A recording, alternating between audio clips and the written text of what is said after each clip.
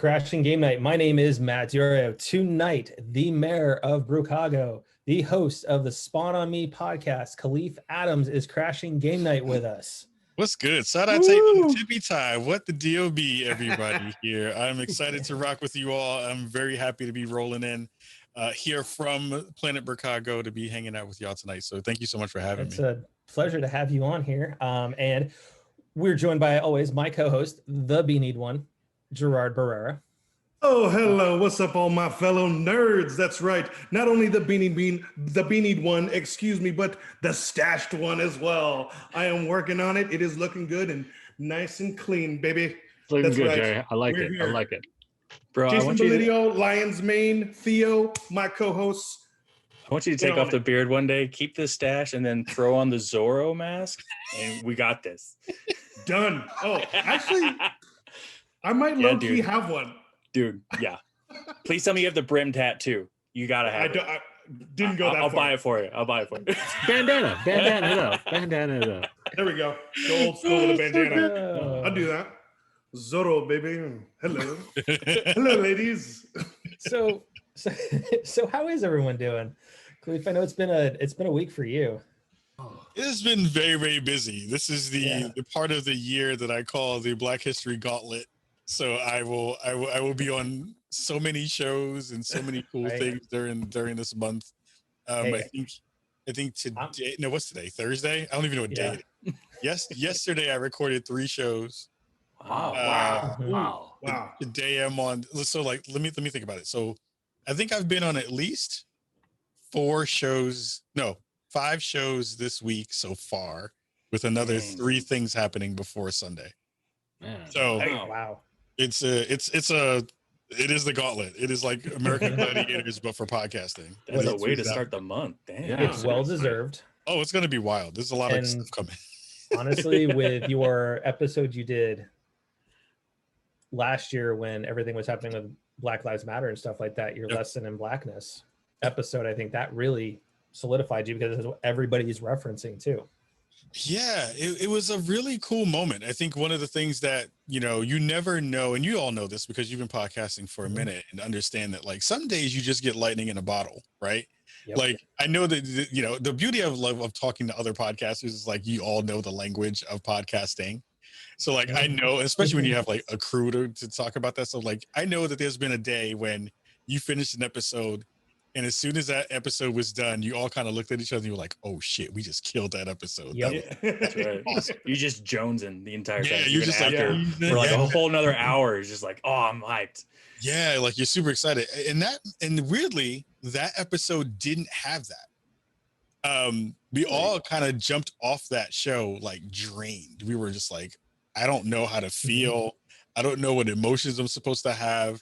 I have no clue what I'm supposed to think or say. We all kind of just like, I was like, hey, everybody, I love y'all. Thank y'all so much for coming through. And then it was like, if y'all need anything, hit me up later, right? Yeah. And then about a week later, something happened. It was a weird thing because this doesn't happen often in the space, and especially around conversations like these, because so many folks in the industry are like scared to talk about that stuff. They're like not willing to really dig deep and to have those conversations in a bigger, kind of broader way. And then I remember seeing a couple of people hit me up and they were like, hey, Ka, this thing is on IGN. Hey, this thing just went over to GameSpot. Hey, this thing just went over to Kind of Funny. Like, people are talking about this thing in a bigger way. What happened? And I was like, fuck if I know. I don't know what the hell happened. I was like, I've been doing good work for years now. I don't know why this particular thing was the thing, but it was this this amalgamation of so many different things happening all at the same time, with George Floyd being murdered, and then the conversation around Black Lives Matter, and then the conversation from the Black community within the gaming space being really vocal about, we're hurting in a way that a lot of folks who, consume our content have no idea is happening behind the scenes. Like, when we turn off the microphones and turn off the cameras, there's a lot of pain that's happening here. And we're now vocalizing that in a way that hopefully through this show that Ka and Paris and everybody else was on, vocalized a lot of stuff that we've been talking about for decades, right? And that resonated in a bigger way, in a way that I didn't expect. And it was one of those things where, you always kind of come back to the content a little bit later and you're like, especially as a podcast, you're like, oh, that didn't sound good, or oh, that part didn't really work right, or my transition here was ass. Like, it's all those kinds of things that kind of come into the conversation when you do that, because you nitpick it. But I think that I remember very specifically the chat that night, and you could feel the energy in that chat was very different in a way that we usually don't get. And it was one where you could feel the people who were at home were like, damn, I understand what this means. Damn, I feel the same way. Damn, I don't have a way to vocalize this, and I'm happy that you're doing it for me. Those are very rare moments in the podcasting game, because you have this fantastic connection to your community, but most times your community is fairly quiet. It's a really different medium, right? And especially if you're not doing it in a video form. But when you do that part of it, and you can emote in the ways that you can, and talk to people in a way that feels like it's really touching them, we got a chance to move the needle a little bit with that show. I think that was I don't think we got the full credit that we deserved on that in terms of like moving that needle, but I think thinking back on what we were able to do in that really tight 2-month span, we definitely changed the industry in a real way. I think we broadened the conversation in a way that is very rare, around a subject where people are really snake bitten about talking about that thing. You at least you got it out there, and now people are talking about it. Yeah, because you have to start the combo somewhere. Yeah, and because I've been in the industry for over 11, 12 plus years at this point, and I remember people who never felt like they could come to me and say, "Hey, Kahlief, I didn't know that this was a thing that you." I was like, "Well, first of all, have you been listening to the show for the past 5 years? We talked about that thing." But it's one of those things where people who really didn't know how to have a language for having that discussion with their audiences were like, "Oh, I don't know how to say this. Come on the show and you talk about that thing, and then share it with ours so that they can understand." And that was monumental. That was a very, very, very big moment for us. That's very huge, because now you're kind of opening up the conversation and informing people, so they get comfortable in getting into those conversations. And I think that's the biggest thing too, because like you said, most people don't want to talk about it, or they don't feel comfortable. Or some people it's encouraging the conversation. Yeah, you're it's even encouraging teaching them how to talk and, about it. Yeah, which is big. That's big. It's giving them the words to be able to display how they feel. Yeah, and I think the thing that wound up happening in that moment was you had the folks behind the scenes having those conversations with me and some other folks in that grouping. But it's very rare also to see, folks in that space, for better or for worse, using their platforms in that way to uplift a message like this. I remember 4 years, because we've been supporting Black Lives Matter for their whole entire inception. Like, we were there 5 years ago when Black Lives Matter started. We did our first Spawn for Good for Black Lives Matter 5 years ago, which people don't remember that one because it's old, right? But we basically because it was Erica Garner, Eric Garner's daughter. After he was murdered, we raised money for her in that first one and Black Lives Matter, and then we raised money for the National Network of National League of Lawyers back in New York. So basically, you got locked up, they would bail you out. And we did that 5 years ago when people were still not understanding how to even talk about it. People were talking about BLM like it was a terrorist organization, and we were having those conversations 5 years ago, and then seeing how those folks are now kind of being like, well, you won't spend money toward Black Lives Matter. Like, that's awesome. But it's also one of those things where it's just like, seeing IGN, GameSpot, Kind of Funny, Giant Bomb, the big named folks in the gaming industry, you're like, no, we're going to not do stuff today. And we're just going to let you see this show. Yep. That's nuts. That doesn't happen. That's how I found you too, was because of that. Right. And because they started putting that out there, and it inspired me to go, okay, we need to have this conversation. Like, I'm friends with, we're friends with the Rusty Rupees, who's a all black podcast. Darren is a good friend of mine now. And it was like one of those things like, okay, dude, you guys are on, let's talk. Yeah. And we just gave them the floor and said, we need to talk about this. Yeah. And I think that's what we all need, is we need that conversation. That was one of the things I was going to ask you about, what we need to do better. So I mean, we'll get to that. Well, let me tell you. No, I'm sorry. So yeah, so like you talked about this, and we'll touch base on the Black Lives Matter stuff because there's quite a bit I want to ask you about that too. Yeah, of course. But so you've been in the industry 11, 12 years now doing this. You've been podcasting for 8 years. You're in New York, born and raised, now living on the West Coast. Yeah. Which I'm a trader. That even you're a trader, right? Hey, I was born an hour north of you, so yeah, in the Hudson Valley. Yeah. So how did that happen? So my dad got transferred with work out to Colorado. And then I was out there for 30 plus years, moved out to Virginia a couple of years ago. And now I'm heading back west though, out to Phoenix with West Coast, Best Coast. So, yeah. So we're going to be back. There's just honestly, Kahlief, you know this from being in New York and stuff like that. Yeah. Life out west is different than life out east. God, it's so different. Especially since I'm in Virginia, granted I'm in Richmond, which is thankfully blue, but the rest of the state is really, really red. But you've also been, like you were touching on, a big advocate for people of color. Yeah. That is your big thing. If anybody listens to your podcast, it spells it out right there and there, as your intro, which is amazing. So I know you wanted to originally get into games, actually making games. So what happened that you went from having the dream of making games to having to pivot to doing the media side of the equation? Let me tell you about a little story about math. Math sucks. Amen. Math sucks horribly. Math ass. Especially physics. Especially physics and trigonometry. F you, trigonometry. Right. F you and your cosines. It's one of those things where I always wanted to get in games. Again, I've been playing games since I was like 4. I'm 42 now. And it's one of those things where the, conversations around don't sit in front of the TV so close. Oh, you really don't need to do all that and just spend your life playing video games because that's not going to get you anywhere. All those conversations and all that stuff, lends to making you not really necessarily look in those directions as a way to do it. Video games was my inlet to, was my gateway drug into tech anyway.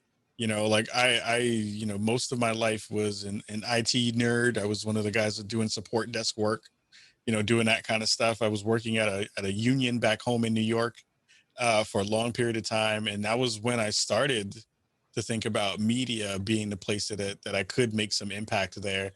And it wasn't one of those things where I was like, hey, Kahlief is a good writer, or Kahlief has this kind of like special gift that he kind of understands that he's going to be, in this space doing that stuff. It really just started because I felt stupid at work. That's what it was. I felt like an idiot. I was like, hey, I'm sitting at this desk doing this desk job, doing IT tickets for wonderful. I love them. They're brilliant human beings. I love them with every fiber of my being, but they didn't know their mouse pad from their elbow. And did you try to turn it on and off again? Yeah, it was that straight up IT crowd. It was IT crowd, but it was worse because the folks were a lot older than I was. Did you have the coffee holder? The coffee holder problem with the disk drive? Yeah, it's like, oh, what does this do? Can I keep punching it? Can I keep touching it? So you had to have a lot of patience, didn't you? The beauty of working in IT is that there's 2 parts of it that are fantastic. One, you learn how to become a therapist without getting paid to be a therapist. Yep. And 2, the answer I don't know is the most valid answer on the planet. Because it's a literal thing. You can be like, I don't know. You can walk away and be like, I don't know. And then just leave. And then he's like, but I will find out. This is it's a part of that. That's the thing. The second part of that equation, right? It's like, I don't know, but I will find out. I can ask somebody.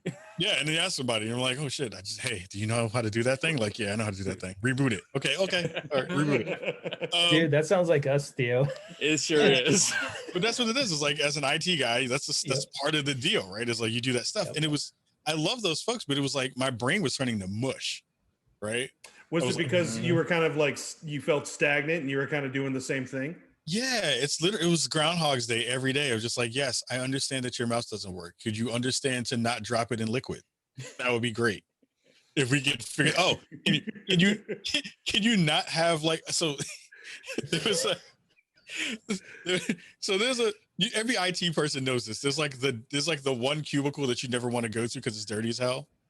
Yeah. It's like I never want to go in there because I need a hazmat suit to get in. Oh no. Oh, So there was this one person that we used to, like, my boy, like, we used to work together. We worked there for like almost a decade together doing IT help desk stuff. And we would go, like, you know, like flip a coin who has to go into that room. Like we would, like, literally, when people like when that cat would call us up to be like, hey, my keyboard's not working, we would go in and we would be like, shit. Like who is the one, like, all right, like like you would like to heave, you're like like I don't want to go in that space because I know I'm going to come out with something. Like, if I like that room, that one cubicle is probably where COVID began. Like that one cubicle. God. No clue. Glove on, man. It was probably like the petri dish for where COVID started. We had about, I was always afraid we had like 2 or 3 of those that comes out. Yeah, enough so, and I'll send you the picture. I'll find it. It's somewhere. It's somewhere on my Facebook account somewhere. But literally, I took a picture of this thing, and it looked like things were crawling out of the keyboard. Oh my god! Dude, like I don't know how you. It's like it was a mix of food and body parts, just like into the like molted body dust, just taking over this keyboard. And no one reported this dude? Everyone reported this dude, and nothing happened. So, like, just how it works. That's worse. That's even worse. So, like, there was the job done. There were 2 things. There was like the keyboard and his seat. Every 6 months, we had to change out both. Oh, damn. Yeah. Like, I was like, how do you have ass stuff in your seat where you just can't sit in a seat? Like, how do you do this? It's like you're molting. straight up swamp ass. You know what though? Dude, it was like creep show. We probably had that, Theo. I mean, we had like we were in, from an IT perspective, like Theo and I, that's how we met. We were kind of like level 1, 1.5 help desk, right? Yep. So we were in a call center area, but we had like 3 people that were on our desk that you never wanted to go near their desks, just because like you get within that like 12-foot radius and it just starts to permeate. Yeah. And you smell it. And it's like, there was one person that we had, because he was a contractor, we had to like go to the contractors and it's like, dude, you need to pull HR. A shower needs to happen. Yes. It was the most awkward conversation because it was like, that was when I became a team lead, and I was like, oh my god, I can't do this right now. It is one of the worst things on the planet. So, like, I was feeling terrible about all those things. And was like, you know, I need to do something that's going to make me feel like my brain is in some form of like actual use. Let me, you know, I'm an okay writer. Let me start up a blog, because at that point, that's what everybody in my mom was doing. You started a blog. And I was like, well, you know, I'll maybe do some long form content, give my perspective on some games. I play a lot of stuff all the time. Like, what does that mean? So we did that for a couple of years. It didn't really get any traction. It was kind of bad in that respect. But I started to play this game called Sound Shapes on the PSP that Sony put out way back in the day on the PS2 or PS3. Might have been PS2 or PS3. Probably PS2. Yep. And they had this, it was a music generation game, and they had a lot of folks in the community who were making levels for it. So I basically reached out to all of those folks behind the scenes and was like, hey, I want to do this interview series. I want to, you know, capture all the stuff that you're doing, because this stuff is stuff that I love, because I love music games. You know, let's talk about that stuff. Did a couple of those, put them out on the blog, started tagging Sony to be like, hey, this is a cool thing that we're doing, da da da. They said, hey, I got an email back, you know, a couple of days later, and that was like, hey, we were thinking about doing this ourselves. Would you want to take over doing this thing, but put it on the PlayStation blog? And I was like, what? I was like, are you serious? You want to like have me do that thing? And that was that was the start. So doing that thing for like a couple of months, and then, you know, the PlayStation blog kind of shut down and all that kind of stuff, and the game kind of fizzled. But that was the first moment where I was like, I have enough people who are willing to read the stuff that I write and like the stuff that I'm doing, that this may be a space. And then the blog kind of died out. And then, you know, I met Cicero Holmes in a game of 2K some years after that. He came on to write for the blog for a minute, and then we killed it. And they're like, hey, you know, let's maybe do a podcast. That might be a cool thing that we can do and see if we want to do it. We are big fans of Weekend Confirmed and Giant Bombcast and all those other things. And we were like, this might be a thing if we do it, but we don't know what we want to talk about yet. So we kind of just started. We didn't really have a direction yet until like year 2, when we had Evan Narciss on the show, and he had an article that he was doing about black hair. And why every video game gets it wrong, and how, how it has an actual purpose, and how to try to get it right. And he was super emotional about that conversation, because he was like literally wrote it like the day before. And that was the biggest episode that we had done at that point, because everyone passed it around. They were like, "Oh, no one's talking about this. No one's having these conversations from this prism." And that then became the North Star for the show. We wind up kind of talking about that and say, like, what's the niche that we have here that's actually going to kind of do something different? We had seen all the other podcasts kind of be the same, talking about the same kinds of stuff during the same parts of time, with the same tone. And we were like, what can we do different? The initial idea around Spawn on Me was to be a radio show. It was supposed to fuse hip hop and video game conversations, because no one had ever done that before. We don't listen to the first couple of episodes on the show, because we had licensed music on it. But back before DMCAs were really like some of those things probably still have actual music in it. But that was the premise, because I had started in college radio. I had done college radio for some years. I had an underground hip hop show back then, back in Lehman College in the Bronx, and it was like all those things kind of like wrapped up into doing this particular kind of a show, and then wind up finding out what Spawn on Me was going to wind up being, and then that's when it kind of like started to move in a real positive direction. Dude, Jason, you're taking shots at me in our chat. What's I up? love it. I love it. So with all of that, then where did the idea for Spawn on Me then really originate? Was it back then as it started, or was that something you evolved into for your next evolution? Yeah. Like, where was the spark where you got the idea? I think, well, for the name of the show, or just in general? Yeah, for the general. name, like Spawn on Me. Name, And, yeah. I'm a big Battlefield player. Like, I loved Battlefield. And Battlefield, as soon as you move up front, everyone screams "Spawn on me, Spawn on me, Spawn on me." Yeah. Nice. It like shows up. It's like such and such spawned on you. So its origin is in Battlefield, because I'm a big Battlefield fan. Okay.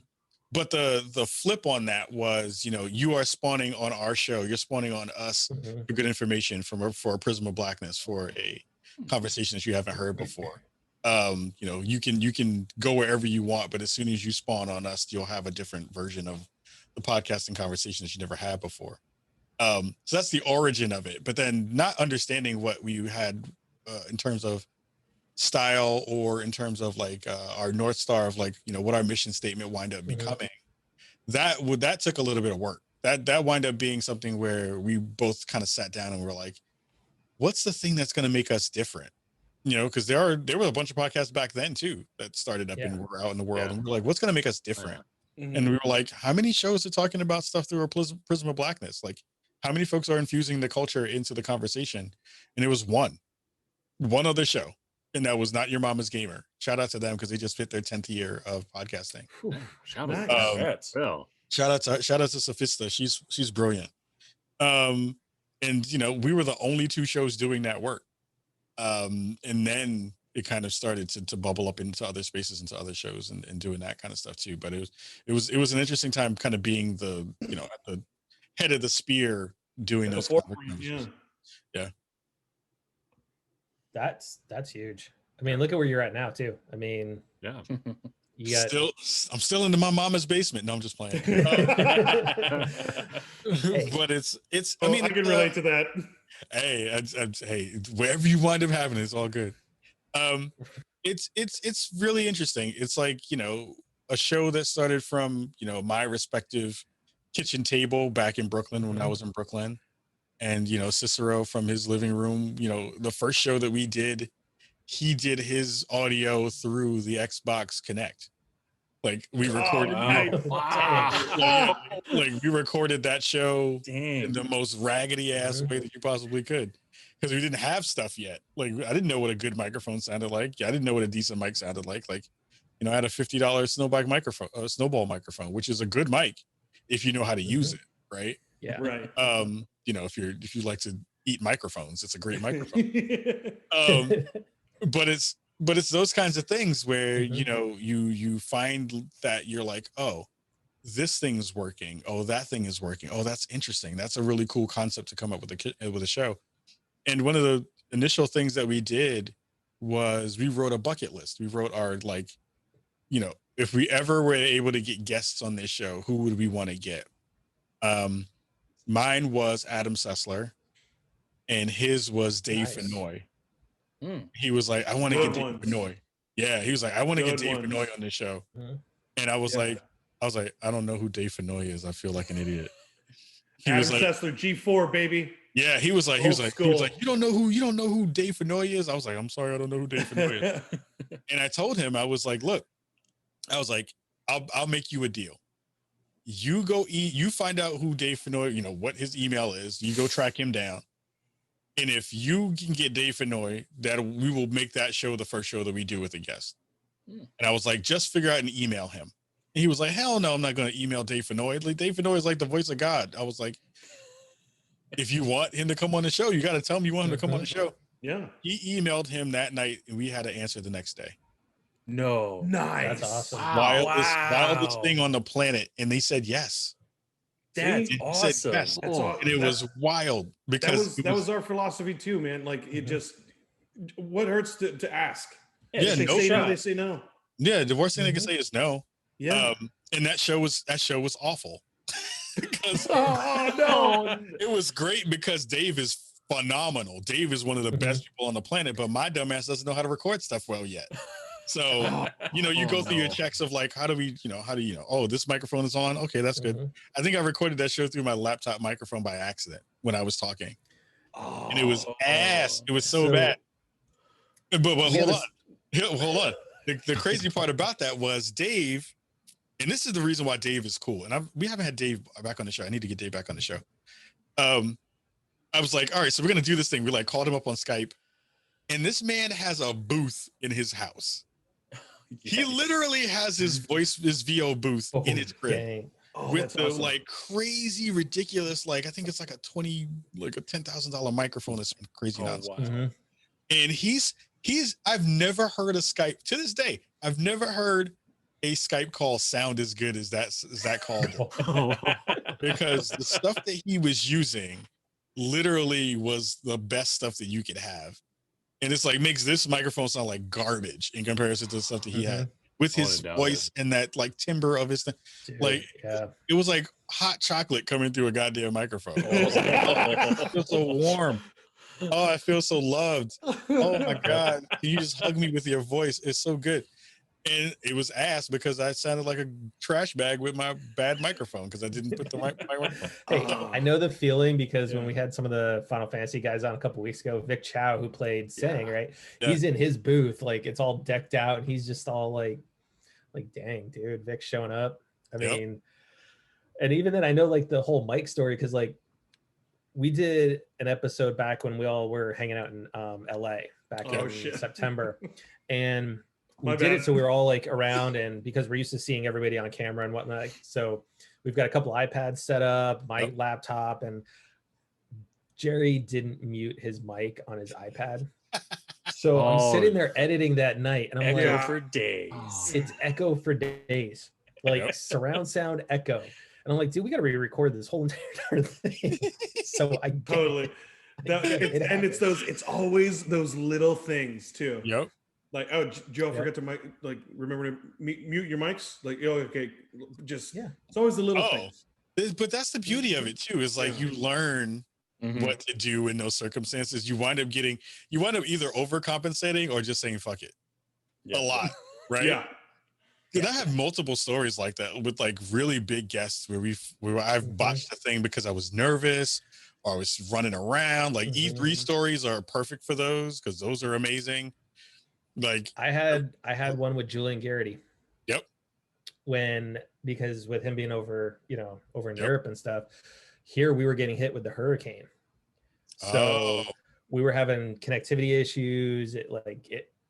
Internet dropped for a minute, and I had to like scramble to get everything back online. And thankfully, he was really cool about it. Granted, I didn't get to ask the questions I really wanted to because, of course, he was time constrained with the division and whatnot. But yeah, it always dreads me. Like if I get, we get those big names on here, and all of a sudden tech just dies. It's like, I've had whole conversations that I had to re-record with a big name guest. Oh no! I think I might have had one with Garrity too. Actually, I know I had our. He's awesome. I love him. He's super dope. Like people don't give him as much love as he deserves too. He's getting the love now. He's getting the love now. Star Wars. Oh yeah, it's gonna be wild. Whatever they're gonna do with that stuff. I can't wait. Oh my God. I think Sharif, who was on the show with us during that point, accidentally like broke my tripod right before I was gonna have the first interview that we did with Aaron Greenberg. Like it just broke, and I was just like, okay, I don't know what to do about that. All right, we're gonna work with this broken ass tripod and figure it out. And you figure it out and you do that kind of stuff. I've had shows where like I forget to hit record and just be like, I guess that's going to be the scratch audio from the camera now. Oh, I guess that's going to be the actual audio now. Right. You wind up beating yourself up and stuff like that. But then you wind up just saying, well, this is what happened. And what are you going to do? Right. Try to clean it up as much as you can and hope that the audience will forgive you for it later. Yep. All right. So before we get into some of the like a little bit more serious stuff that I really want to talk to you about too, especially with everything is, so I gotta know, how did the rib challenge start with Paris? Because this is the best running joke on Twitter that there is. I appreciate that, and it had like very humble beginnings, to be honest. It was he was so like. Let me go back a step, because Paris is one of the everyone understands that Paris is one of the best people in the industry, but like that whole Gamertag Radio crew, Danny, Pete, Paris, are like my brothers. I love them like family. Like those are people who, if you're like run through this wall for GTR folks, I'm running through the wall for GTR folks. Yep. Paris and I have gotten even more close because we have just we've kind of started this interesting trajectory up at around the same time. In a kind of larger, in a bigger way. And we constantly give each other shit all the time. Plus we mentor each other. We lift each other up in the back end and try to figure out, good ways to, push each other to kind of do more and all that kind of stuff, which has been great. But he was making some like 7-Up cake one day and he put it on the timeline. And I was like, yo, that cake looked dry as hell. And he was like, well, you probably don't know how to cook nothing. And I was like, well, I was having ribs around that time. I was like, well, let me show you these ribs. And then that was the beginning of it. It was like, them just like terrible. Da, da, da, da. And it kind of snowballed from there. So it's like, it started from a random cake thing a year and a half, some change ago on, was it Christmas? It was right before Christmas, actually, too. So that made it even worse because I was playing the role of Scrooge shitting on his cake. and then we just kind of kept going, and it became this thing that we have just continued to go and do more with, and until the culmination with the FU and the rip. How did the idea come up for the cameo video? I'm a spiteful bastard. That's what it is. As I need to go drink some water. Drink water. It's really that. It's like I was talking about this before we started the show. I'm really competitive, and in a good way, and sometimes not in a good way. But I always believe that if you have the ability to go for the big joke, you might as well just go for the big joke. I was like sleeping. And then I remember he said something about like me not knowing how to cook or me not understanding like the fundamentals of doing any of that stuff. And I was like, I have to do something bigger than just the usual like come back on Twitter, because at that point it's kind of running itself into the ground. And weirdly, like people kind of jump into that thing and are kind of mean about it sometimes. Like Well, we're always joking. Like, there's never actual any beef, but people will come in there and be like, "Yo, you're both sucky. Your food's terrible." I'm like, "Yo, like, Just out of nowhere. we're like playing. You came in here with some Yeah. real negative energy that nobody really asked for. Like, why is that a thing? Who hurt you in terms of seasoning? Like, what's your issue there? In terms of seasoning. Like, what is like did somebody fuck you up with some time? Like, what happened? Right? It is that bad. He's not joking. It is that bad. Yeah, it's like so awesome. weird.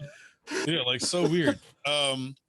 And I was like, I have to figure out a way to make this a thing that is actually going to kind of like sting a little bit, but yeah, it's going to sting a little bit, but it's going to be one of those like mic drop moments. And I had been on Cameo looking for someone to do a birthday message for someone. And I was like, all right, well, who are going to be the people who have enough name recognition that both the olds like me would know, and me and Paris would know, but also have enough, like, you don't want to get people who are like D-list stars. You're like, oh, you got the situation. Like, no one wants to see the situation. Like, shit about somebody's ribs, right? Like, you got to get people who at least have enough cachet that you could be like, okay, this person actually is like a person that people will pay attention to. The thing I wasn't able to get, that I think this is the first time I'm probably talking about it. The person I wasn't able to get was Kareem Abdul-Jabbar. I wanted to get Kareem because he's a big Lakers fan. And since he's a big Lakers fan, I wanted to get some like former Lakers on there, but they cost too much money. They're expensive. Kareem Abdul-Jabbar is like $1,000 for a message, and I was like, oh, just for a single message? For a single message, it's like $1,000, and I was like, I love Paris and I love this joke, not that much though. I mean, it wound up being an expensive joke anyway. I probably wound up spending a little bit over $1,000 and some change to do it because it was like worth it. But it was like, I'll get like maybe 2 of these coats at like 150, like 200 maybe. And I'm not spending like $1,000 for just Kareem to just tell me something real cool. And I'm like, no, because I can't see Kareem being mean. You know what I mean? Like, I need people who can be a little bit mean.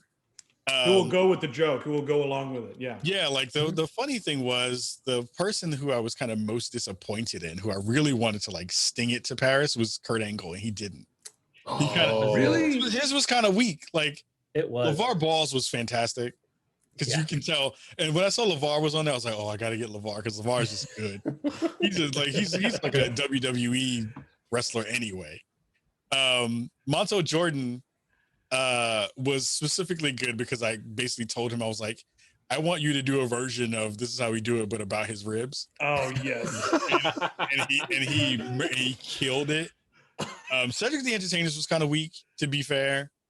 I was hoping that, like, because once you get a comedian in the mix, like, oh, you're gonna just murder this. Yeah, you would think. And his was super weak, and I was like, oh, Cedric, damn it! Like, you were supposed to like give. But Redman was the winner. Redman said stuff that was just mean. Here's the thing that's bugged out about the Redman part. So the Redman part was fantastic because Redman just went off on Paris. Like, he had real beef for them. I was like, yo, Redman. But it was to the point that I sent Paris a version of what Redman said beforehand. Because like, he didn't see any of the other stuff. I didn't show him the final cut or any of that stuff. He had no idea I was going to do the little dance walking down the street, any of that stuff, none of the music stuff, any of that. But I was like, I don't want Paris to actually be really mad at me because Redman went in on him like he had real beef. And I was like, I didn't tell him to say that. Don't, like, that wasn't me. I just told him to say feeding him. Yeah, I told him to say this part. He expanded and expounded. He went rogue after that. He got excited and just said all sorts of stuff that I didn't tell him to say. So like, don't be mad at me. Like, we have real beef after he says this thing to you. So I just prepared him to be like, yo, Redman, like, there's a part in this that's a little bit mean. I want you to know it wasn't from me. It was from the person who said it, and I didn't tell him to say that. But it was perfect. It was like so good. I have to give a shout out to my boy Ian for doing the actual edit on it. My wife was the person filming me doing a little dance down the street, and I was like, hey, I have this thing I'm gonna do with Paris. And the music you used for it too. Huh? And then using the music that you did. Oh yeah, like that's the stuff I'm an idiot. I just have weird stuff in my head. It's fun. The best part about that whole thing was, I had those at the end of the video. there's me saying a little bit of a quick thing to Paris, and then there's like rib bones in the shape of the word "fu." I'll find the video and send it to you guys. Yeah. Yes, please. I need to see this. I see this now. Like, so like I talked to him, and then I'm like, haha, it's like in this rib bones in the shape of "fu."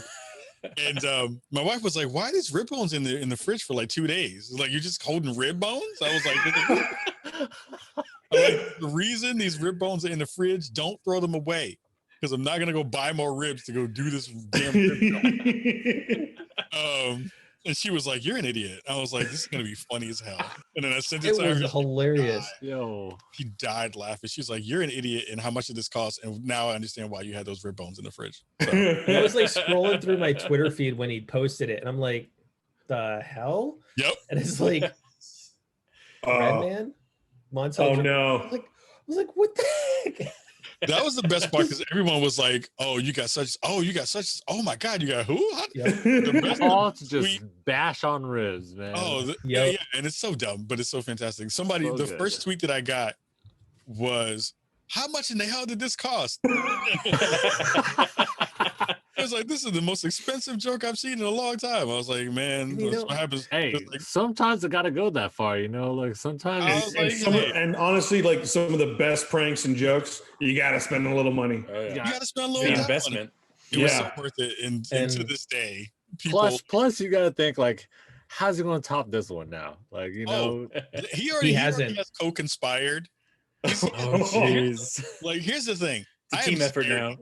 I'm scared, because the thing is, like, one of the best things I'm like extremely happy for him is because he's grown. He's like superstarred up the ladder. Yeah. It's like almost like 40,000 followers, and that happened like in less than 8 months, 12 months, right? Yeah. Wow.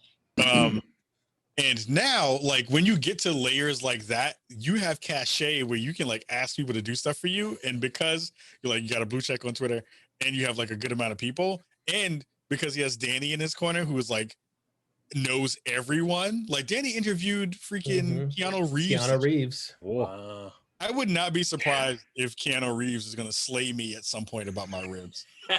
There's nothing I can do. I just have to take that L to my forehead and be like, the nicest man on the planet just murdered me about my rib. There's nothing I can do. And I think what's even better about it is Paris is just sitting back. He's like not even like hinting that he's got something truly planned for retaliation. He's just, you know, the rib joke's still going on. You know, it's still poking and prodding every now and then, and I'm just waiting for Paris to drop it. Oh, when he drops, I'm just gonna cry. I'm just gonna sit in a room and just be like, I hate you. He sent me a text message once it dropped, because I kept teasing him too the days before. I was like, November 28th. Yep. It was like November 28th. It was like a countdown. Just oh yeah. Oh no. Website with just the timer. There absolutely was. He literally, because he was so he would give me stuff. He would like hit me with a joke. He would like, "Oh, your ribs suck and your food is terrible." Da, da, da. And I wouldn't say anything. It was like old school Sting WCW version when he was doing the NWO, when he would just sit in the back of the rafters and just wait and just be quiet. And I would just not say a word. I was like, November 28th is coming. It was great. That's the anniversary. He was like November. I was like November 28th, and he was like, he sent me a text. He was like, "Yo, like, I don't know what's happening on November 28th. But, like, I'm starting to get scared my damn self. I have no clue what's happening." And then when I dropped it, he sent me a text and he was like, "Yo, Kai, I don't know how the hell you did this, but you got me." How satisfying was that, dude? Yeah. Oh my God, it was the best thing on the planet. He posted a reply video, and he was about in tears. It was so good. It was that good. So it was so good. The bad part about it is I can't really tell him that I really do actually use a grill to make most of my ribs now. I can't say it out. Don't worry, Paris isn't watching. He's not watching. He's not listening. So we'll keep that our secret. We'll keep it our secret. Don't tell anybody, Chad. Yeah. So with what we were talking about earlier with Black Lives Matter and stuff, some of the stuff I really want to talk to you about. And honestly, tried hitting you up back when all of it was actually really, really prevalent at the time. You were so busy that there was no way it was going to happen. And then we're like, hey, let's see what happens. And, finally we're here.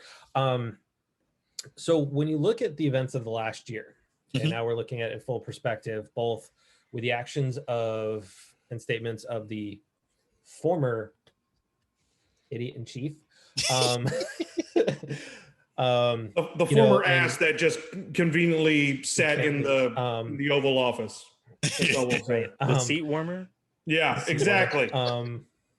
you know, Palpatine, maybe. Probably, yeah. Probably.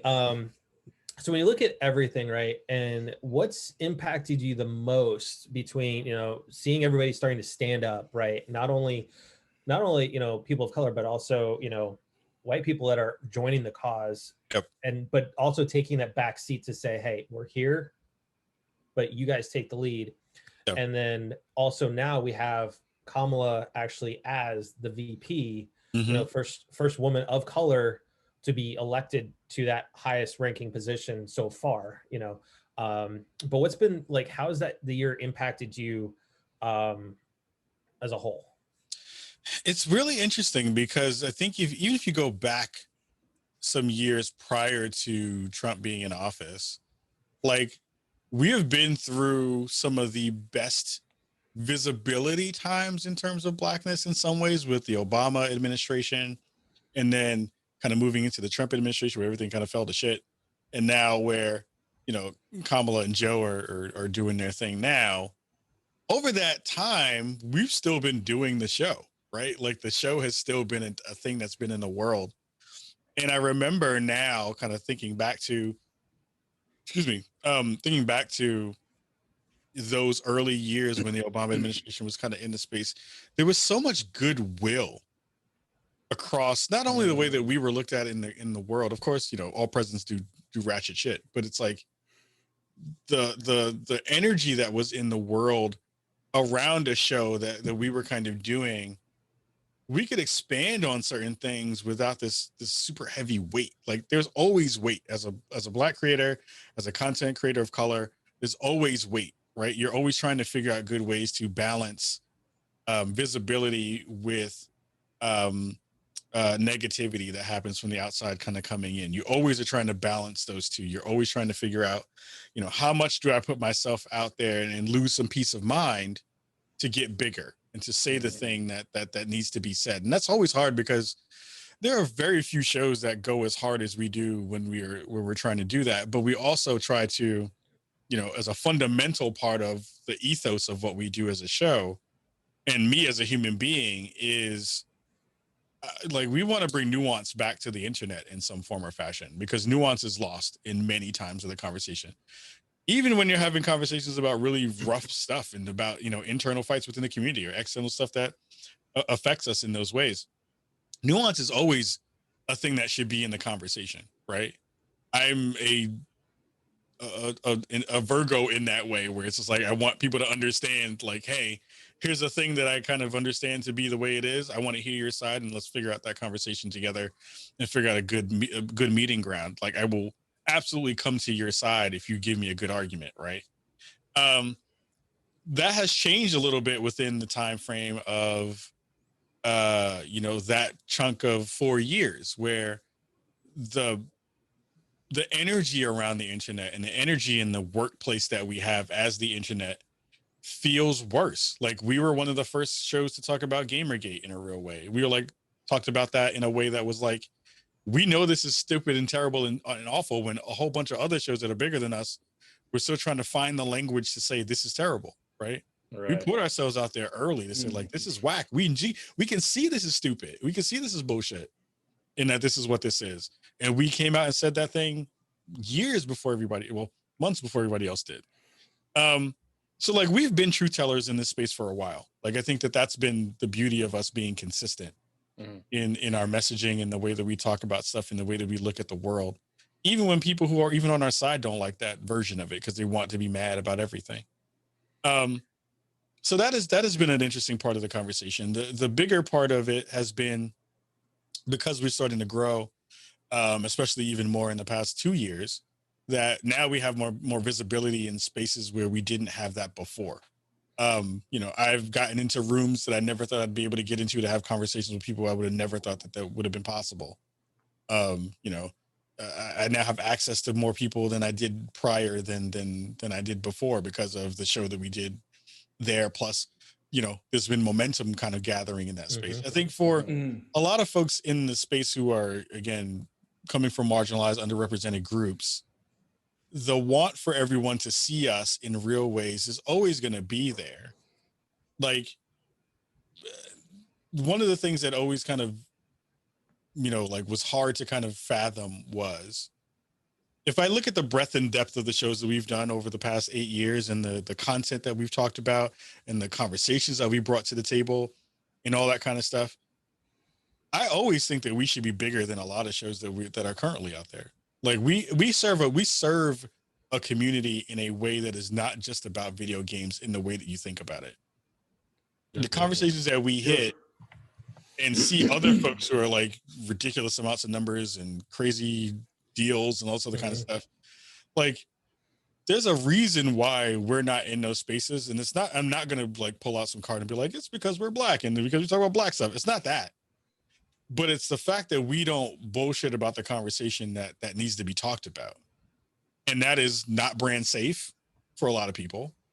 That's not a thing that resonates with a lot of gaming audiences, because there's still a very large contingency of people who are just like, I don't want you to talk about real stuff when I'm talking about video games, which is still a huge part of the conversation. So as you were saying, like in the past and coming up to now, all of the struggles that you were kind of dealing with, were you also kind of struggling with how each episode or how you were each episode was coming out, the interpretation? Is that something you were also struggling? Like, how is this going to look?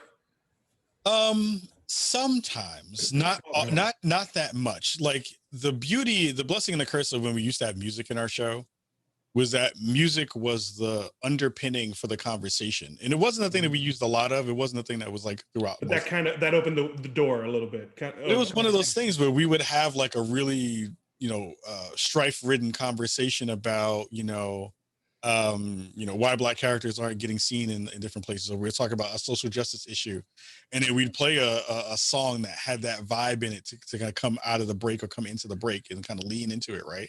So there was a part of that conversation that kind of helped do that in one way, but you couldn't use it because you can't do that kind of work anymore. Yeah, right. But in terms of like, did we worry about like how people were going to take it? Not really. I mean, it goes back to the same conversation of like, the worst thing someone can say is no. The worst thing someone can say is like, I don't want to listen to that. And I'm like, totally fine. Like, and that actually plays itself out more, not with our audiences or, new people coming to the show, but with working with brands, right? Is like, we know that we're like, throwing up our fists and stuff. Like, the logo on that side of the wall is a big black fist, basically, a big power fist, right? But it's like, knowing that is a part of the foundation of the conversations that we're going to be having, I know that automatically removes people from wanting to work with us. I know that automatically removes brands from wanting to say that we want to do stuff with them. It's now interesting now to see that some of those brands before who were really worried about those messages are getting in on it. Well, now see that the conversation is more palatable for the space because everyone is now talking about it. Now some of those folks are like, well, hey, let's have that conversation. And I'm like, yeah, but if you weren't able to rock with us when we didn't have a following, now you want to come through. When that, and not even because we're doing cool stuff in a way that's different, but it's they're more trying about, to save face. Yeah, it's that. Plus, it's just a matter of like, there's a fundamental misunderstanding of the culture. And when I say, it's a part of our tagline, it's a part of our intro, it's a part of a lot of the branding that we do. When I say we are the culture, I mean that in a really fundamental way. Most of the culture that you see within American culture stems from black culture. Anything that was hot or anything that was cool or anything that was, the young kids were into started from black culture, like hip hop culture, music, dress, the way we talk, the way we walk, all that stuff comes from here. Birth of rock. Yeah, I'm saying, and it's like understanding that is a thing and saying it out loud puts people on edge. It shouldn't, because it's No, true. it shouldn't. Yeah, Yeah. it's Again, we're in a melting pot. We all understand that the beauty of this country and the ideas around it is that everyone comes together and adds their culture to it and brings that beauty that comes with those things to the space so that all of us can enjoy it and understand and learn from each other. But the conversation when it comes to, Black culture is like, we want it when we want it and we don't want you. We want it, we don't want you, which is an interesting turn of the coin, right? So it's like those parts of the conversation when it comes to like, were we worried about what the reception was going to be to a conversation that might not necessarily be as palatable for, one particular brand or, a section of the gaming community. Can't worry about that. Like if you do, then you'll never make content. You'll just be worried about what everybody has to say, as opposed to being able to tell you the truth. And I think what's interesting, you mentioned about, people saying, the whole stay in your lane, right? That when everything was going on over the summer, even gearing up into the election, right? You had people that were always saying, well, we want to watch you to talk, talking about games. We don't want you talking about politics, about life in general, just stay in your lane. It's like, for the most part, there was a lot of content creators out there that kept their mouths shut. Yeah. Because they were too worried about ratings. And I have to give it to you, you out of the big ones I follow and stuff like that, you were leading the charge. Greg Miller and the Kind of Funny guys, they stepped up, led the charge. For us too, as I basically said, we're going to support this. If you don't see that, then you know what? You don't need to be part of our community, because this matters, especially when we have friends that are Black.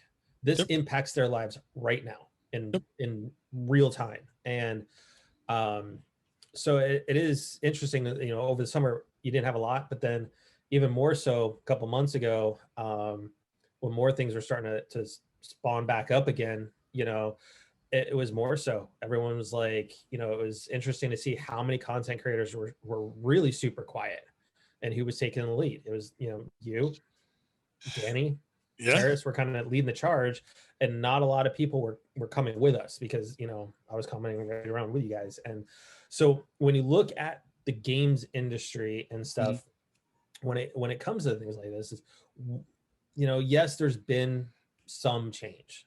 It's not drastic. It's not the change you really want to see, but it's incremental. Still something.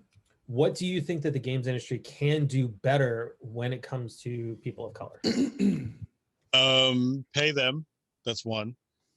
Because that's a huge part of the conversation. There is a very specific part of the equation that goes along with visibility is great. Understanding and knowing that you have a voice and a platform and can share that to a good space is too. Excuse me. Because that's actually really important. Like I remember, and I still see this sentiment happen a lot when it comes to folks like Greg Miller, right? Greg and I have become really close. We've become friends, and over the past couple of years, we've I'll text him and be like, how you doing? Like, hey, I saw this thing. Can I run this by you? Right? This is a thing that I want you to see because I'm thinking about having this conversation on the show or one of those things. And he, as a person with a huge platform, it's been great to see him use his voice in a way that is beneficial to everyone in the space. And of course, the conversation winds up being, well, why did he say anything before? Why wasn't he using this platform before? Everyone gets, this road is not a linear road.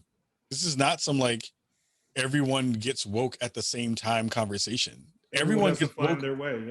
Everyone gets woke whenever they get woke. Some people, you want everyone to get there faster because it benefits the people who are affected by it. But if you get there later than I got there because of whatever those reasons may be, you got there though, or you're still getting there. And the problem is, a lot of people think that is a destination when it's not. I wholeheartedly agree. Yeah, you're constantly learning. You're constantly trying to figure out new ways because the content, the culture is constantly changing. You know what I mean? Like, I have holes in my own game about stuff because I'm just not learned enough about those things. But I'm willing to try to take the time to do that work. So the industry alongside the community, which I think is the most important part, needs to do that work to say, well, we can't shame everyone into oblivion because they haven't gotten there yet. Right. We can try to guide them. We can try to lean them in the right direction. We can try to put good stuff in their vision so that they can help do that work when we need them to. But this expectation that everybody should out of the gate just know everything is totally wrong, and it sets everybody up for disaster. Mm-hmm. So you have that part of it. And then you have the other angle of it, which is the conversation that happens often in the boardroom, which is, well, why do we care about diversity and inclusion? Why do we care about having these conversations in a way? Because from what I can see, those segments don't do what they don't add that much to the equation when it comes to the bottom line, the P&L of what that means in a bigger way. One of the things that I've been doing over the past couple of years has been trying to flip that conversation on its ear to say, I'm tired of having the hearts and feels conversation about diversity being nice for you, in the way of it's nice to see people of color in these places. It's nice to have more people in that space who look like you. That was the initial parts of our show, which were we just want to see people look like us in more places. That is still a part of the case. But now it's flipped into a way that's talking about what is the actual value of all these marginalized folks to the actual industry. We know that so many of us who are from these groups play a shit ton of games every year. We spend a shit ton of money every year. We are a huge part of the equation when it comes to the gaming industry. Black, brown, yellow, all of us, all are part of this industry in a way where we are spending our hard-earned money to enjoy this pastime that we love. That's right. If you ask people about that from a community perspective, most people will tell you that we don't make up enough of it to give it for companies to give a shit. So one of the things that I did over the past year was, and you kind of saw with the work that I'm doing with Intel currently, is I went into my job on week 2 and said, hey, I look at our marketing and we don't have enough Black people in it. Why? And the room got real quiet. The room got real quiet, and they were like, well, I don't know. And I was like, well, what are we going to do to fix that? How do we fix that in a real way, in a tangible way, in a way that actually makes sense and doesn't make us look like we're pandering in February, right? And I had to do some research to do that stuff. So I went and dug around with some of the tools that we had to figure out hey, even in a small estimate, if you just pluck out, the hypothesis was, and this happened around the time that the Lesson in Blackness show started, went down, was if you took the Black dollar out of gaming, how much money does the industry lose? If everybody who was Black, everybody who's African American said, I'm not spending $1 for this year, what does that look like? Wow. And the rough estimate from a very small sample set was around $12 million a year, right? Oof. That's not small money. No, it's not huge money. Big. Yeah, it's not. But that's also a very small estimate based on, Black people don't poll a lot. We don't necessarily take those, when you're like, hey, answer this survey. You're like, nah, I don't want to answer the survey. So some of that stuff winds up playing into that conversation, right? Where it's the numbers I know are not just that 12 million. But even if you use that as the metric and you say, okay, so let's add Latinx folks. Let's add Asian folks. Let's add, XXXXX, right? That number then becomes a huge number, right? Oh, and if you say we're going to not care about those folks and dip out and be like, we're not going to spend any money towards them or put them in positions where they can use their abilities, use their sensibilities, use their, the cultural aspects that they bring to the table, to the gaming industry in a bigger way, look how much you lose by not doing the easy, low-hanging fruit kind of stuff. So I have been trying to pitch that industry-wide to figure out those conversations to say, what are we actually doing to service those people who are spending money here? Who are we talking to when we think about gamers? Age, ethnicity, sexuality. How are we talking about these folks in a bigger and broader way? Because we know that those are our sisters and brothers, in non-binary fam, who are spending their money every day to buy the things that they love. So in terms of what the industry can do, we need to do a better job of tracking what that is in a real way Two, we need to start putting those people in places where they can have decisions that they are able to enforce and actually be able to to move the needle in those particular to places. make an impact. Yeah, to make an impact. And to be honest, the biggest place we need to do that is on Twitch. Twitch is a huge platform. 26 million people a day go to Twitch. Right. We did the PogChamp thing a couple of weeks ago, and I was like, hey, how many? Which was great. Which was cool. It was super fun. Yeah. But I sat down and was like, oh shit, 26 million people potentially saw my face for a day. Mm-hmm. That's wild. Mm-hmm. And people didn't know who the hell I was when they did it, because whatever. But it was like, it's a thing that when you reflect on that, you're like, oh, just being there is important. And having the platforms there to showcase that is important. And having people who are able to do that work on your behalf, who understand that that is important, is important. The conversations I've had with folks behind the scenes on Twitch has been phenomenal. And a lot of those folks, of course, within our own community, there's a lot of anger and a lot of apathy towards that. So because a lot of times they don't get it right. But when they do, we got to give them some props. Because otherwise no one's going to want to do that work. So or want to try and attempt to do it again. Yeah. Like this again, the conversations around like who do we see most promoted still is a problematic thing. I remember specifically, and this is way back when Twitch really started to get its legs underneath it. They used to email people spotlights on streamers. They were like, featured streamer this week is such and such and such and such and such and such. There were no brown people in any of those emails. I remember them. There were no minorities in any of that stuff. Very few. Maybe Lyric at the time. Right? And that was it. Wow. And I remember those emails because I was like, oh, we ain't in them. What happened to us? I know we have streamers on here. We're not here. Right. But you fast forward 6 years or so, and now my face is the face of whatever that, PogChamp emote. And, we're doing campaigns with them, that are broad and getting put out in the world because they're paying attention. Now, yes, it's happening during Black History Month, but it's not like I haven't had opportunities from Twitch over the past two plus years. We've been streaming with them for probably like 3 or 4, but like in that time, and because we started to grow, like I did an NFL activation with them. We were streaming with the NFL this year.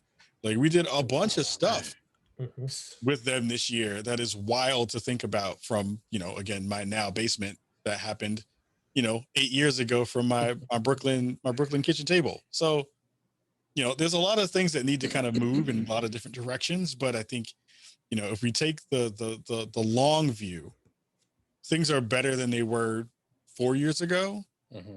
They still have a lot of ways to go, but we have to celebrate the wins that we have too. Mm-hmm. Very well said. And speaking of wins too, you look with Chadwick Boseman, which we all know how great of a person he was, even if you didn't actually know him. Right. I mean, he kept his cancer private, even from his best friends. They never knew. Yeah. It came out saying that the Screen Actors Guild has nominated him for 2 awards, 2 Golden Globes. Awesome. That's amazing. Best lead for Ma Rainey's Black Bottom and supporting role in The Five Bloods. Yep. I think that's amazing that they're doing that. And I always got to give it to SAG specifically because they do recognize, when work, regardless, needs to be recognized. And, because it's their Golden Globes and nominations for SAG and all that come from the guild themselves. Yeah. It comes from the peers. Yeah. It's not the foreign press and all that where you get, the Academy Awards and all of that. This is his peers. And I love the fact that they stood up and said, hey, these roles are fantastic. We need to be recognized. And he needs to be honored. And on the flip side of that equation, SAG also came out with a disciplinary letter to the former president because he is a member of SAG-AFTRA because of the roles he's been in. And you're gonna slap him on the wrist and be like, stop doing that. So he sent them a letter that basically was, you can't break up with me because I'm breaking up with you. Oh God. And it's his normal rhetoric, but I just think it's funny that they're, everybody's coming for Classic. him. Everybody deplatformed him, didn't give him a place to speak, and now SAG is like, dude, you've brought so much shame on the guild. We have to discipline you. It's so funny because all the stuff is so late. Like everybody's been like, "You're terrible. We hate you We've now." been saying this for 4 years, right? How late are you? What? It seems like all the static that's been bringing up all of his crap has been pushed to the backbone during his time in office, and now everyone's jumping on the bandwagon. It's so infuriating. And I'm going to put it up for you guys. This is no joke. This is hilarious. Oh my goodness. And it's in Sharpie. He signed it with a Sharpie. But for those that are, it's like, he's like, I'm writing today regarding the so-called disciplinary committee hearing aimed at revoking my union membership. So he's like, who cares? He's like, well, I'm not familiar with your work. I'm very proud of my work in movies such as Home Alone 2, which I'm sorry, that was a go down the hall. He was a one-liner. It was a one-liner. And he's like Fresh Prince of Bel-Air, Saturday Night Live, and he's saying the most successful television show in history, The Apprentice, which God. we all know there's better shows out there. Seinfeld, Friends, those shows were way more successful. In my opinion, Fresh Prince of Bel-Air was way more. The only thing he contributed to the film industry was one catchphrase. Yeah. That was it. So he's like, he goes on, he's like, which brings your blatant attempt for free media attention to distraction with dismal record of the union. I mean, like, he does his usual, but I think I got to give it to SAG for going, hey, you know what? You've disrespected our industry that you are a card-carrying member of, and you need to go away. Also, which is weird, is that on his letterhead, he's still kind of using the presidential seal. Yeah, I noticed that too. More. What? But so, as an ex-president, I think they're still allowed to do that, aren't they? I don't know. In regards to like getting it's a gray area. It's a very, very gray area because he now set up the office of the ex-president or whatever it is. Wait, what? Yeah, dude, he set up this thing called, how like Biden had the office of the president-elect? Yes. So he set up something similar, but it was like the office of former president or whatever it is. It's not like the president, but it's like because he wants to do it with this new PAC he's trying to do. It's like he's trying to, hijack the Republican Party and stuff. But interestingly enough, 64% of the GOP folks said that they would be down if they would do it, if he does it. Right. I was like, scary. Okay. Okay. I have to give it to the Republicans tonight who stood up against Marjorie Taylor Greene and voted. Oh, did they finally do it? They voted. There was 11 of them that stood up and said, hey, she needs to be kicked off the education committee and whatever the other one was. So there's enough people trying to stand up, but it's all about power for them. And I get that. I will say this though. My favorite conversation I've heard about terrible people who were in office and still not in office was Ben Carson basically saying, he was like, I'm resigning from my post as blah, blah, blah. And they were like, fam, you got kicked out 2 weeks ago. You don't understand. You basically, your job has been removed from you 2 weeks ago. And now you're resigning because you still think you have the job. My God. Yeah. So, with Marvel, we're talking about with Chadwick and stuff like that, with WandaVision, how have you not caught up with that? I haven't even started it. Like, how is it? So show is fantastic. Yeah, I've not seen it. It's good. I've seen the commercials. I've seen the ads. I think the first couple episodes were a little slow just because you didn't really know what was going on at all. But this last episode just seals it, and it's so good. It is. And I would give you guys one Easter egg that I think I found. If you go to the Disney Plus and the main banner that's on the screen, so it shows Vision and Wanda in front of televisions. Yeah. Yep. So on the televisions with Vision, show Vision's actual suit. Face. If you look at Wanda, you'll see it's a new suit, and it's looking closer to what she wore in X-Men. Or an X-Men version in the Oh, comics. they showed previews of that for a Halloween episode that they're supposed to do. No. I'm talking about this is a House full-fledged of suit. M. It's a House of M suit. It isn't a costume. It's like it looks like Vision's suit. It is a full-fledged hero suit. Yeah, and she's got the whole it's not a costume. But they showed that in a commercial too for it as a preview. I know. Yeah, I know. But the costume, if you look at the television, it looks like the MCU costume. The real version that she will wear as Wanda. Because her old one at Endgame was her red jacket and that whole suit. If you look at it, it's completely different. So I think we're going to see possibly a House of M deal. And what's funny is she did an interview back when they were doing Infinity War and stuff like that, and they asked her what her favorite comic was, and she said it was House of M. Yeah. And she said she would love to see them have two imaginary kids and her snap. Well, Kevin Feige has said this series, especially where she's leaked out that we're supposed to have a Luke Skywalker level cameo. A lot of people are thinking this is how you get the X-Men into the MCU. Yeah, I think this is where they're going with it. So where is this, before I jump in, where is this in this MCU forever timeline? It's after it takes place. No, it's before Endgame. No, it's after. No, it's not. It's after. Is it after? Because they showed the third episode. Vision comes in Endgame. Looking dead. So Oh yeah. Looking dead. Okay, cool. Thanks for the spoiler. Yeah, you already know he's dead, bro. That was a spoiler, sir. It's part of the trailers. That was part of the spoiler. Well, they deal with the snap in it though too. So they talk about it. Yeah, it still takes a few episodes for that conversation to get into the show. But interesting. I hope they use it as the vehicle to get X-Men in. Well, they're slated for Phase 4, and now they're casting Fantastic Four right now. Really? Come on, man! I cannot wait for. How many tries are they going to put in this cannot for the bad looking. I'm excited. No, I'm excited. You know what? John Krasinski's name keeps getting thrown in. It's true. Oh, him and his wife. Mr. Fantastic? Yeah. Come on, man. Yeah. There's been some good mock-ups with him in the suit and everything. It looks like he fits. Yeah, I think he would. I think he would be okay. He has the personality to fit it too. Yeah, that's true. Thank you, Newman. With Spider-Man, how many times can you redo something?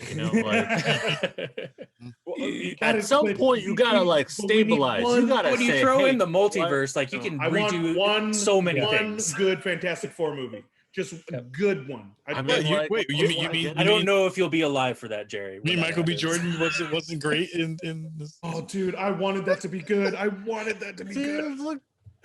Man, that was one of the first movies I ever walked out, and I rarely do that. And I really like Miles Teller as an actor. And it was all of them. It's really bad to see them. I thought it had. He did so bad in that movie, though. Oh God! Yeah. Do you blame the actors or do you blame? No, actually, no. That was the director. Oh, it was totally director and writers for sure. I definitely give it to the actors in that movie. That they did the best they could with what they were given. The best what they're given. And I was so hopeful for it. I can't back Fantastic Four anymore, man. I'm a pure moviegoer. When I pay for my ticket, I'm going to watch the movie. I rarely ever walk out. It has to be bad. That was the first time I was like, I don't really mind if Jessica Alba disappeared. Right? I was like, dude, whoa, Jessica Alba, please. Oh no, all right, yeah. Oh, okay, fine, go. Right. So we did have some bad news. Kahlief, I know you saw the news today too. That Robert Altman, the founder and CEO of Bethesda, passed away. He meant a lot to the industry, not only for what Bethesda was and moving forward, but so ZeniMax, who actually owns Bethesda, they're the parent company now. Microsoft owns them, and all that shenanigans going on. We'll see what Bethesda makes for Microsoft, but they put out a really nice eulogy and a statement on it. And it's sad to see this go, but it's been really touching to see so many people coming out and sharing stories,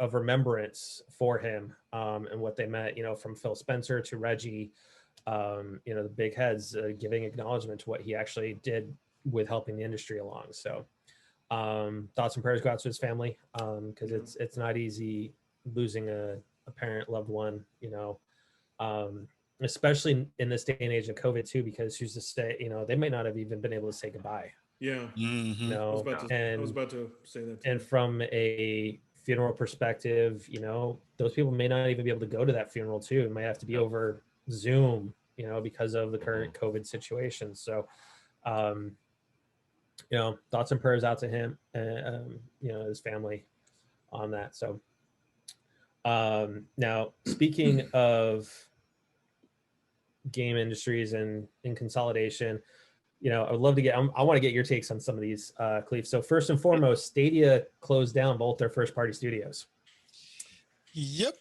I mean, we saw that what coming. A shock. We saw that coming. We saw that coming. I mean, the interesting part about that is like, one, the ghost of Phil Harrison rides again. Right? Two, I really wanted to know what Jade Raymond was working on. Like Jade Raymond is still one of the, has great cachet in the space. She was running their first party stuff. So to not have Jade Raymond in that space doing that work is going to be interesting to see what that means. I'm sure she got paid well, even though nothing really came out of it in that space. But it was super cool to see that she was working on the thing again after, not having another big game in her pocket for a while. The thing that is the actual like part of the story that makes the most sense around all of it is in a space where Stadia really didn't have a lot of confidence from the community anyway. Like I feel like Stadia walked out from launch right into one foot into a casket, right? Like there was never any good moment. Like the best thing that happened on Stadia, and this is wild to say, the best thing that happened on Stadia was how well Cyberpunk ran on Stadia. Right? It's the only one that ran well. It's the only one that ran well. And that's why, other stuff ran well, but it wasn't like a big game ran well, right? Yeah. And that's the best thing that happened. That's rough. I mean, I think we all saw something like this happening when it all started to begin with, right? When we found out, not only are you going to have like a base kind of subscription fee, right? But you're also going to have to pay for your games. We're like, we all know that's not a great model to begin with. And I think eventually for them to actually be what they really want to do, I think they need to go to like what Phil is trying to do with Xbox and Game Pass and xCloud and make it more of a subscription model. Cause then I think yes, there is a space for it. Everybody knows what Google is, a lot of TVs are going to have Google installed on them, and access to Stadia. So I think it's a perfect model for that. Now, when we look at some consolidation going on, Vicarious Visions, who did the Tony Hawk remake, they're now getting folded up into Blizzard, and they are going to focus only on Blizzard games. And I think when you look at the announcements today from the Activision Blizzard call, is that Overwatch 2 and Diablo 4, they said both those games are not going to be coming out in 2021. It's probably going to be 2022. So both those are Blizzard games. So I could see Vicarious probably needing to step in and probably help out quite a bit with those. That's probably the reason why they got acquired, was they just didn't have enough people power to do it. So they pulled in that other studio to do it. It will be really interesting to see that conversation happen, especially around Overwatch 2. I was like, oh, now I may be able to play DPS in Overwatch 1. Yay! I might actually be able to do it now. But even still, like having those two come out, like people can wait. It's been too long already, so it's not like the big. Like, it's not like a WoW kind of thing, where it's like, okay, we have like millions and millions of people that are waiting for it. Like, I mean, the crowd dies down a little bit, so you have to build up that like little like oh, dude, come back to this because this is what it was like before, or Yeah. come back to it because like it's going to be hype again. And plus, with especially with all these free to play shooters that are coming out, or you know, what is Overwatch 2 going to bring? You know, you got to think for a little bit, and it'll give them time to think it out. You know, I accept that like a little delay. You know, I think we've also gone through so many video game launch mishaps. Oh God. Case in point, Cyberpunk being one of the biggest flops, unfortunately, Since in a launch. Yeah, since Fallout. I think more and more gamers are becoming more patient, and you know what? Take your time because I want a good game. That's what they need to be. Are they? But I think we're slowly. But I think we're slowly like, okay, a lot of people are understanding. No, they need to take their time. I mean, Kahlief and I are on Twitter all day, and it's the opposite. I mean, there's still hate. It's still maybe I'm hopeful then. Jay, you still have that West Coast mentality, man. I really do. California dreaming. I'm never gonna lose that mentality, bro. You have that California dreaming, man. Because remember, there's still a large part of the population that doesn't believe that this lockdown should happen. You know, and those are the people. Those are the people that say, "Hey, I want my game tomorrow." Like, how come Cyberpunk 2077 isn't fixed yesterday? Well, that is those people, and there's a big conversation there to have too about. That is a very big conversation. I want to shout them out. I want to call them out right now. I think Kahlief, that's like an entire episode just to talk about that one. I think that's a multi-part episode. Please. I mean, if you do, I'm going to sponsor that one with a liquor license. And the drink on that show. I'm the only one that's kept up with the game. Now that the new patch is coming up, I'm gonna beat it. I'm on the final mission. Wait. Hold on. That's if they fix the bug that broke the game in the first place. The new patch came out already. The follow-up patch, the 1.11 already just came out. Yeah. So I'm gonna finish. I guess I'll update it now and go. But here's the thing, though.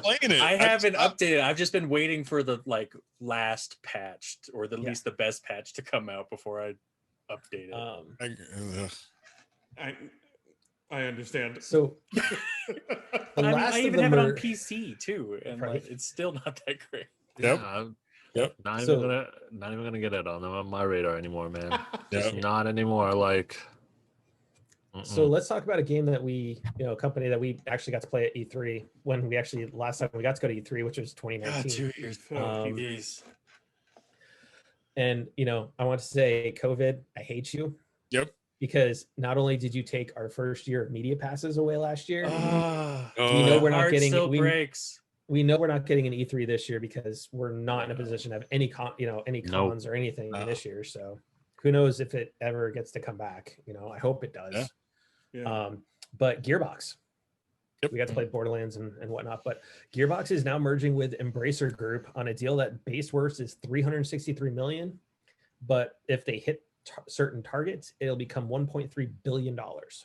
Wow. For those that are unfamiliar with Embracer, they are like the umbrella corporation that has THQ Nordic underneath them. They have Koch Media and Saber Interactive. 2K though is still going to publish the Borderlands titles. Oh, interesting. So I wonder what that constructed deal was to begin with. And then they also bought Aspire Media for $100 million, and they're the company that has been porting Borderlands and the Star Wars games to the other platforms. Okay. Oh, that's smart. So it kind of makes sense to bring them all in, because that's a lot of money going out the door. Yep. And then the other piece of Borderlands news is Kevin Hart has now been signed to play Roland. Oh yes. Oh my God. What? So. I'm already into it. Oh, it's hard to really. Here's the thing, though. Rolling with Kevin Hart's voice, it's gonna be hilarious. Just shaking his head. It's gonna be hilarious. I can't hear it. Okay, listen here, bro. Listen. I love it. Right? Let me tell you. Right. Well, and the only other person that's actually been announced as a cast is Kate Blanchett is going to be Lilith. Oh, that's right. okay. Yeah. I like that. I like that So- casting. That's a That I would be like that casting. So we'll see what happens with the movie. It really It's depends. gonna be interesting. Yeah. So PlayStation numbers came out this week. PlayStation 5 sold 4.5 million consoles through end of the year. nice. Nice. It's not terrible, especially with from bots. that were resold. Thank you. Yeah, we don't know how many of those are actually bought, Actually, consoles or whatever. that was Um, announced. The scammers that used all the bots, Mhm. they made 43 million from $43 Wow. I think they even came out. What Jerry, you can tell me if I'm wrong. I think they said it was 12% of total sales were resold. Oh yeah, I think that's correct. Good Yeah. Lord. Good Lord. Now, that number, 4.5 million, is the same, a roughly comparable amount to what the PS4 did in its first quarter of launch. Oh, So Interesting. when we have a console shortage, Yeah. bots buying everything, yeah. and a pandemic, that's not bad at all. Now they did state that the consoles are being sold at a loss. Oh, yeah. Um, That's expected. Yep. Mhm. but when you look at things, their software sales jumped $20 million Whew. year over Yeah. year. I wonder how much Um, that $10 increase worked towards their favor. I mean, it had to, right? I mean, to honestly, the video games, correct? yeah, to the Yeah, first party somewhat. titles and whatnot. first And I party think okay. honestly, Kahlief, when we look at things in a broader picture, right, games have been hovering $60 for quite a long time. Oh, Yeah. yeah. It's Very long time. Yeah. it's like our minimum wage, right? Cost of goods has gone up. Your hours, your dollar per hour hasn't. It's the same sure. thing. Like cost of game production has gone skyrocketed up because everyone wants these big giant AAA games. So you have to do something. And I'm perfectly okay paying the extra $10. I'm not a big of a also deal. curious to know, But how, I'm just not going to buy every game now. Like I'm gonna have to be a little bit more selective on what I buy. Totally. Mhm. I'm just but, curious to know though, like how much having the digital version helped them out with the software too, because like Since it's like Mhm. directly from the store for That's- most part. Yep. yeah, Digital there's no helped out a lot. middleman, or there's Yeah. not as many middlemen, I should Correct. say. Makes sense.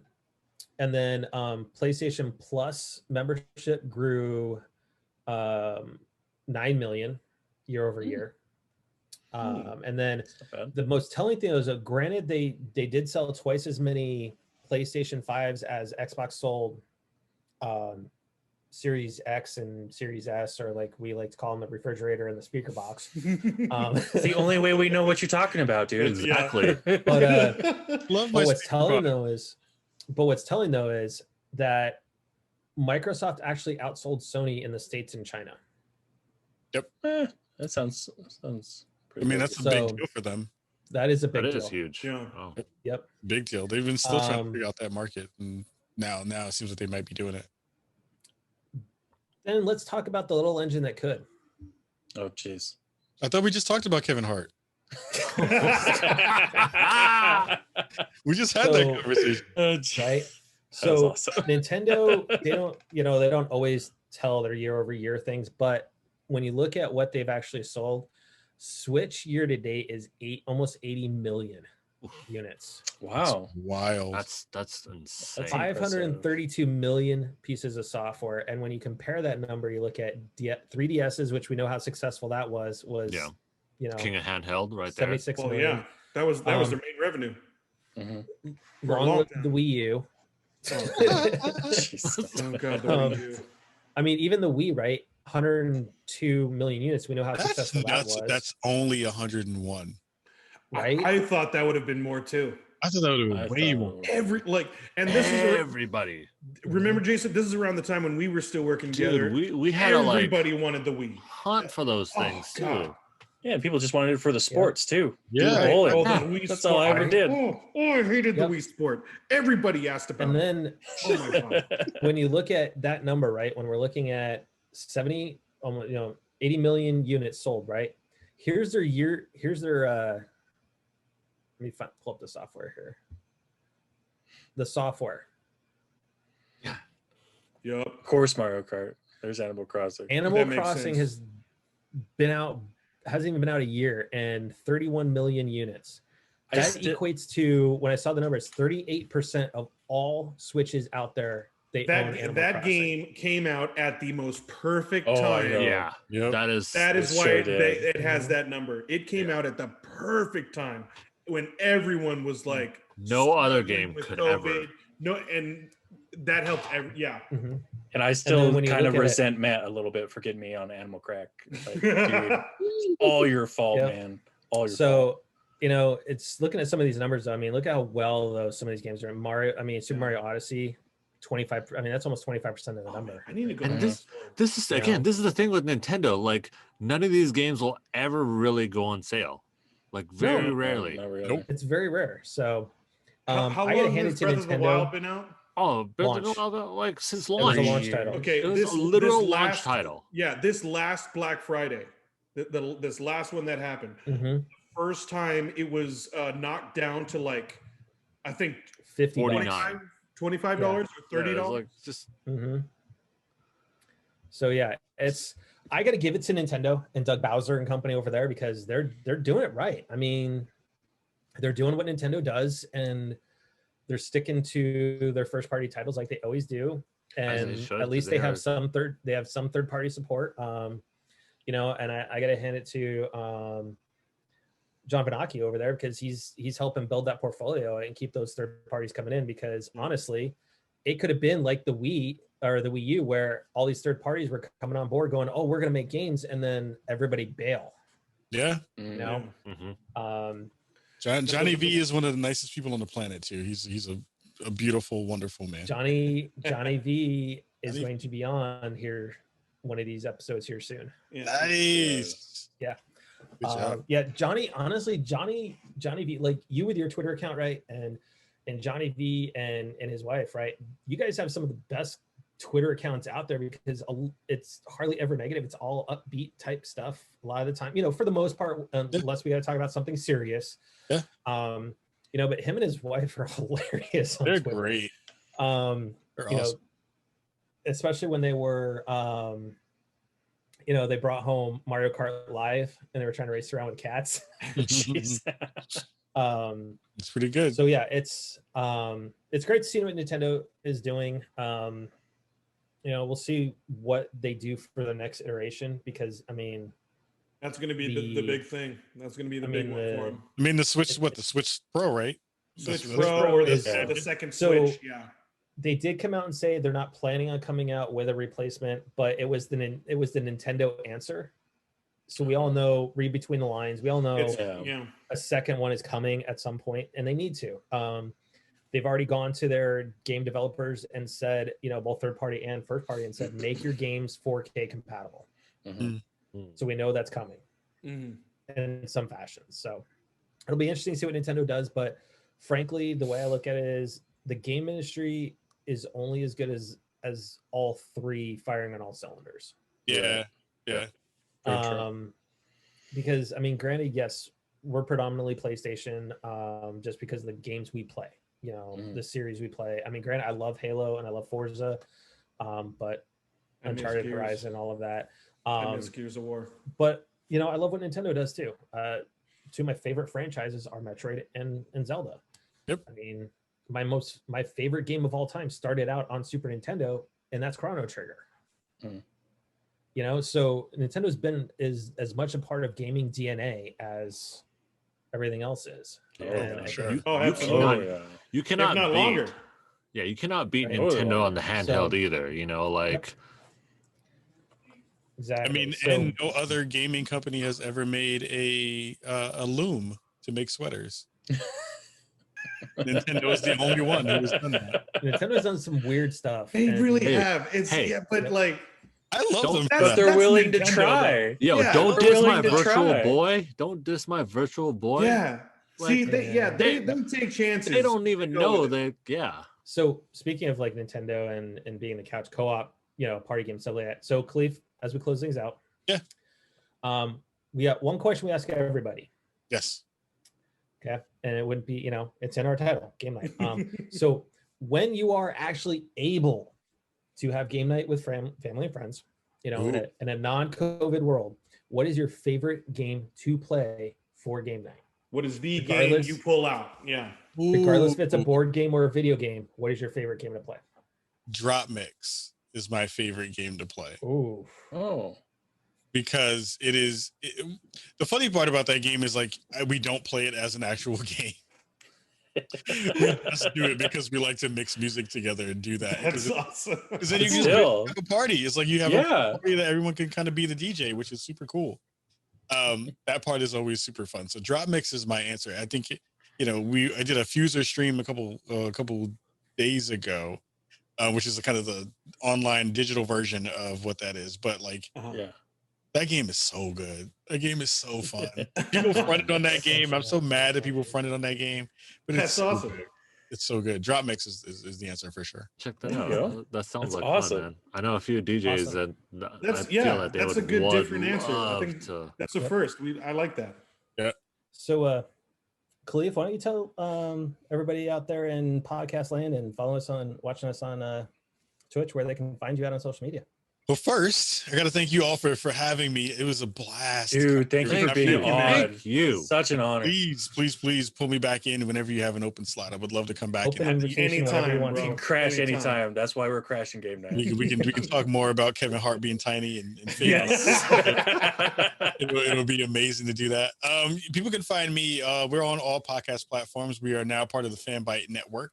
You can find our shows over there. We do our show live every Wednesday night at 6 p.m. PST at twitch.tv/spawnonme. Please check us out on YouTube as well, youtube.com/spawnonme. And our Instagram is spawnonme podcast over at Instagram. We're trying to grow that and get into our goal this year is to get every account that we have to 20,000 followers. We're almost there on Nice. on my personal one. Nice. We are almost at 10,000 on the show one on Twitter, and all the other ones have to catch up real fast because they're slow. Yep. But it's one of those things where we get to have really fantastic conversations about all the things that most podcasts don't want to talk about in the video game space. It has been amazing to be able to do that with our wonderful Brookago residents and all the folks we've had on the show over the years. And we continue to kind of push the needle forward and try to figure out good ways that we can entertain and engage and enlighten in this video game industry in the ways that we can through a prism of blackness, and talking about all the things that kind of go along with that. So, again, thank you so much for having me, and I hope to see you all Like I said, continue to grow as much as you have been growing, and it's fantastic to see all the work you've been doing and how much y'all have been doing. Thank you. such It means good a lot. Thank you And so much, honestly- man. And congratulations to all of your success, man. All the Thank hard work Yep. pulled off, and it's great to see good people getting their due. Yep. Appreciate that. And Really. Kahlief, you have an open invitation anytime. Mhm. We Thank usually you, man. record Thursday nights. We're gonna make an exception for Tony Polanco here in a couple weeks. We're gonna do it on Wednesday. That's a good reason. We'll make his birthday, that night. So once again, thank you for crashing game night with us.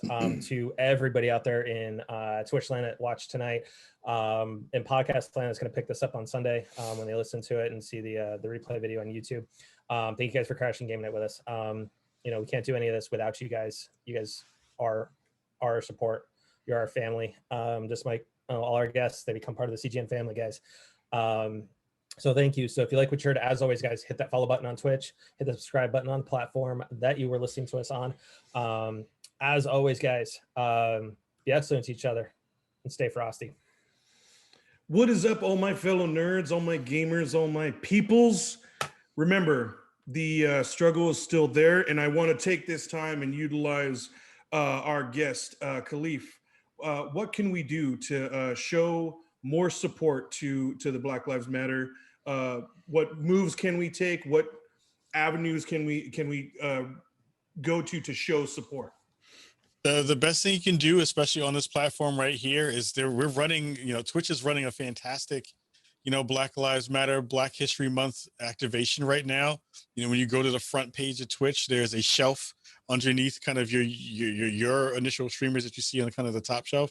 That's all Black streamers. You can go support them by going to their channels, go and check out their work, and go and check out their streams and giving them some love too. Yep. You can do that work. And again, what you want to do is always use your voices for good. see if there are ways that you can uplift voices of the underrepresented, find out ways that you can talk to them, and engage with them in good ways, and share their stuff. Signal boosting people's work is one of the best and easiest ways you can get people more visibility that they actually deserve. Awesome. Well, you heard it there. That's how you show support. The LBG Time's Up. Everybody show support, spread the love. It's all about community. So let's get Raising there. each other up. Yeah. Yep. Jason? Definitely. Again, Kahlief, shout out to you. Thank you for joining us tonight. Everybody, please stay safe. I mean, like, we have so many people going down that during these lockdown times, during these quarantines, you know, like, we can't enjoy all the greatness that we used to once have. And now the vaccines are starting to come out. Please get vaccinated if you have the ability to. I know right now it is difficult getting those out. Understand it is very critical that we need to get that going, because I miss going outside to, you know, hanging out with these guys when they're ever in town. Now I'm going to have to go to Arizona to hang out with them. But you know you're moving there with us. But Yeah, baby. in due time, you know, but definitely stay safe, Yep. social distance, wear masks. We're at the end of all this, and I keep reiterating that, you know, we're at the end, but just a little bit longer. Stay sane, stay safe, be kind, and rewind, man. You know, that's all we can say. There's too many things going on outside that we got to make it. We're all excited for 2021, and it's still here. So, you know, 2022, I guess. I don't know. 2021 it's always getting ahead of himself already. I don't know. Theo, do your thing. Kahlief, it was a pleasure. Thank you for joining us. Guys, thanks for listening. Thanks for watching. TTFN. Ta-ta for now. Good night, everybody.